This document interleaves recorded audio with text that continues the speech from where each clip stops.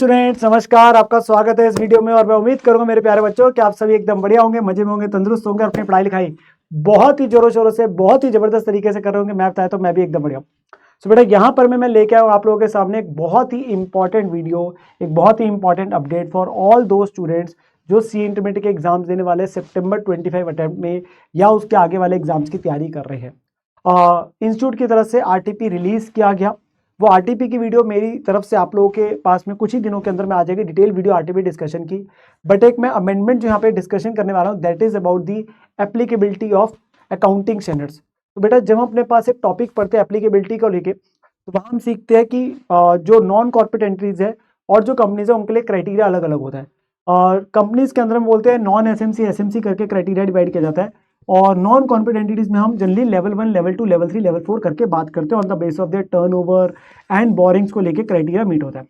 However यहाँ पर में जो एक बहुत इंपॉर्टेंट अपडेट आया वो इस चीज़ को लेके आया, जो कि मीटिंग तो हुई थी बेसिकली काउंसिल के द्वारा। हाउएवर उसको लेके यही था कि वो कब तक उसको एक तरीके से मार्को इंस्टीट्यूट बोलेगा एग्जामिनेशन पॉइंट ऑफ से।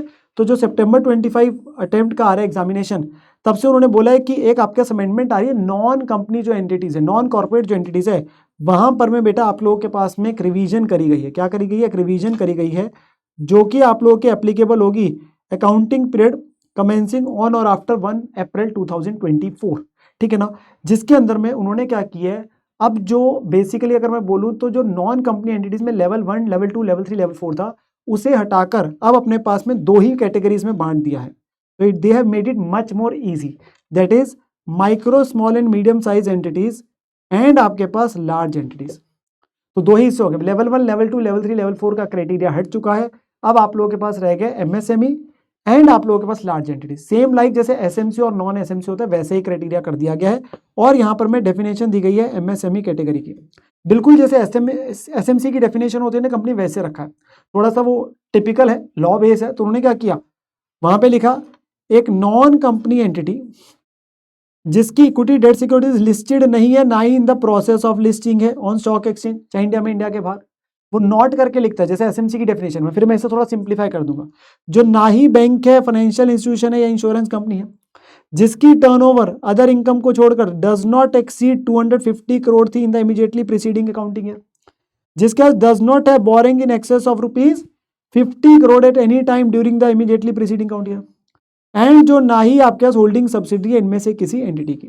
तो सर मुश्किल सा कर दिया, ये एसएमसी की डेफिनेशन है ना, वैसे ही कर दिया। हम थोड़ा सा इसे आसान तरीके से पढ़ते हैं, हम इसे आसान तरीके। तो मैंने आप लोगों के लिए क्या किया, मैंने आप लोगों के लिए आसान कर दिया कि उन्होंने एक्चुअली में क्या किया, जो पहले लेवल 1 एंटिटी था, सरल भाषा में लेवल 1 एंटिटी थी, उसे अब नाम बोल दिया लार्ज एंटिटीज। और जो लेवल 2, 3 और 4 बोलते थे, अब वो सिंपल हो गया micro small and medium size. जो है ना अलग अलग बोलते थे, वो क्या होंगे, micro small and medium size entities. तो आपको परिभाषा किसकी याद रख लो, लार्ज एंटिटीज की, विच इज सिंपली जैसे नॉन एसएमसी की होती है। ठीक है ना। तो एंटिटीज जो लिस्टेड है इन द प्रोसेस ऑफ लिस्टिंग है इंडिया में, इंडिया के बाहर। बैंक्स, फाइनेंशियल इंस्टीट्यूशन या इंश्योरेंस एंटिटी आ गया, लाइक ऑपरेटिव बैंक्स वगैरह आपके आगे, रीजनल रूरल बैंक्स आगे, जिनकी टर्नओवर अदर इनकम को छोड़कर 250 करोड़ से ज्यादा थी इन the immediately preceding previous year. ठीक है ना।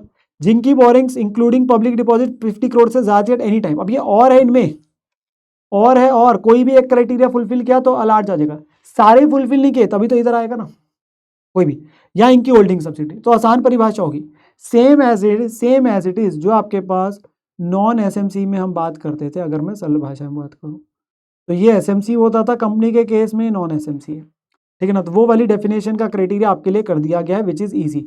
तो जो हम अपने पास पढ़ते थे ना बेटा, हमारे पास ऐसे होता था लेवल 1, लेवल 2, लेवल 3, लेवल 4, और फिर एग्जाम्पशन रिलैक्सेशन थोड़ी डिटेल में थी। अब वो आसान कर दिया। और इसका शॉर्ट क्वेश्चन मुझे है कि एग्जाम में आपके पास बन सकता है। देखो बाकी क्राइटेरिया बिल्कुल सेम है इन टर्म्स ऑफ कि अगर आपके पास कोई छोटे से बड़ा बन रहा है, बड़े से छोटा बन रहा है, तो उस केस के अंदर में भी आपका रूल भी होता है कि 2 साल वाला जो क्राइटेरिया रहता है, वो सारी बात आपके पास बिल्कुल सेम है।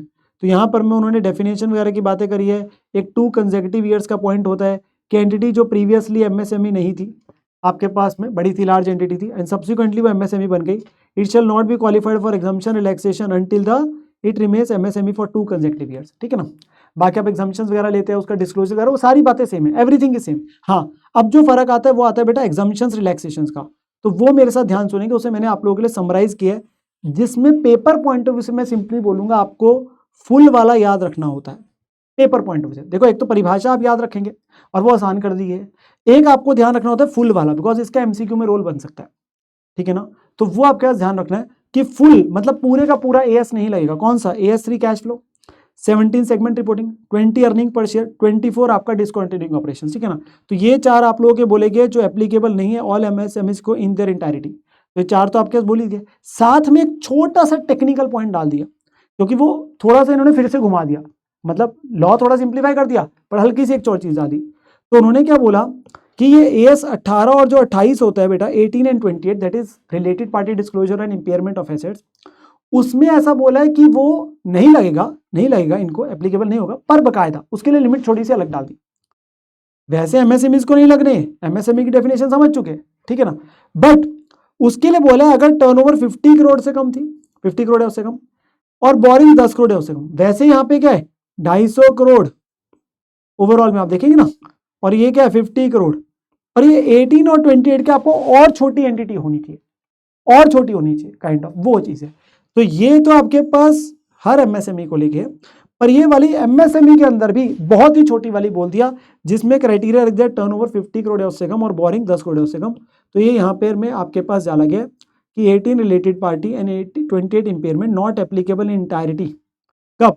अगर टर्नओवर आपके पास does not exceed 50 crore in the immediately preceding year, limit तो वैसे 250 की है, does not have borrowing in excess of ₹10 crore, limit तो 50 करोड़ की है, पर ये वाली ऐसी, या उसकी जो होल्डिंग सब्सिडी वाला आ जाता है वो साथ के साथ होता है, वो कनेक्टेड है। तो मेरा सिर्फ क्या है, बाकी तो देखो डिस्क्लोजर ऑब्लिक पार्शियल है कि कुछ में डिस्क्लोजर्स नहीं लगते या कुछ स्टैंडर्ड का कुछ हिस्सा लग रहा है कुछ नहीं लग रहा, वो as a student we can not remember as such honestly. और कुछ इवेंट बेस है कि अगर आप अपने पास में अमेलगमेशन का इवेंट होगा तो AS14 लगा देना, कंसोलिडेशन अगर आप करते हो तो AS21 या 23 एसोसिएट 27 25 वगैरह स्टैंडर्ड्स आपके तभी लगते हैं, ठीक है ना। इंटरिम रिपोर्ट अगर बनाते हो तो वो इसने इंपॉर्टेंट नहीं, एग्जामिनेशन पॉइंट से, एग्जामिनेशन पॉइंट ऑफ व्यू से आपको ये याद रखना है और परिभाषा याद रखनी है। This is very important for your examination point of view and I have a gut feeling कि आपका पेपर में थ्योरी का 4 नंबर तक का क्वेश्चन बन सकता है इसको लेके, परिभाषा को लेके, या फिर आपके पास MCQ में तो पक्का आ सकता है 2 नंबर का। भाई इतना सा चार्ट है, इसी चार्ट को अपने पास सेव करके रख लेना, ठीक है ना, और इसके बेस पे आप अपने पास रिवाइज कर लेना। तो जो भी बच्चों ने अपने पास में लेवल 1 2 3 4 वगैरह की चीज़ों को याद किया है उसे याद रखने की जरूरत है। वैसे तो वो भी हमने बड़े आसान तरीके से किया था बट वो अब एप्लीकेबल नहीं है। Very important update, make sure कि आप अपने पास में इसे सेव करके रखना, अपने फ्रेंड्स के साथ शेयर करें और अपनी तैयारी आप लोग अच्छे तरीके से करते रहे। मेरी बेस्ट विश तो हमेशा से आप लोगों के साथ में रहती है हमेशा, एंड आप लोगों के लिए मैं जो भी रेलिवेंट वीडियोस है वो लेके आता रहूँगा बेटा, लाइक RTPI और भी बहुत सारी वीडियोस है जो आप लोगों के लिए मेरे को आने वाले समय में लेके आनी है, ठीक है ना। सो मिलते हैं अगली वीडियो में, take care students, bye bye, have a great time, love you, bye bye.